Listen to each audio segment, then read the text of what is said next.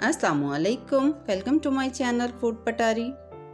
आज हम बना रहे हैं एक्स्ट्रा क्रिस्पी और गोल्डन फ्रेंच फ्राइज़, जिनकी लुक भी बहुत शानदार होगी और टेस्ट भी ज़बरदस्त होगा। तो चलें फिर बनाना शुरू करते हैं। बिस्मिल्लाहिर्रहमानिर्रहीम। बड़े साइज़ के आलूओं को इस तरह लंबाई में काट लें और इन्हें 2 से 3 पानी में अच्छी तरह धो लें ताकि इनका एक्स्ट्रा स्टार्च निकल जाए। अब आलूओं को पानी में से निकाल लें और इन्हें खुश्क होने दें। किचन टॉवल या किसी कॉटन के कपड़े से इन्हें खुश्क कर लें। इन पर हल्की सी नमी तो रहेगी, लेकिन ये गीले नहीं होने चाहिए। कोटिंग के लिए 2 टेबलस्पून मैदा, कॉर्नफ्लोर और चिकन पाउडर, ये दोनों 1-1 टेबलस्पून ले लें। हाफ़ टी स्पून नमक और 1 टेबलस्पून गार्लिक पाउडर।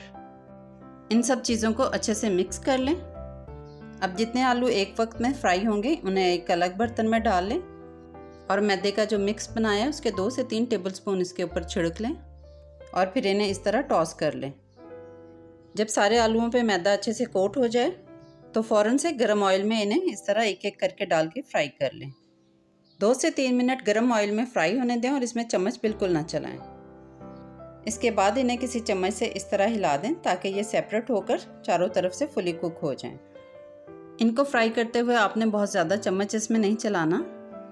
जब इन पे गोल्डन कलर आना शुरू हो जाए तब आपने इन्हें ज़रूर उलट पुलट करते रहना ताकि सारे आलूओं को एक जैसा टेम्परेचर मिले और सारे आलूओं पे एक जैसा कलर आए। 6 से 8 मिनट में हमारे फ्रेंच फ्राइज़ बिल्कुल तैयार हैं।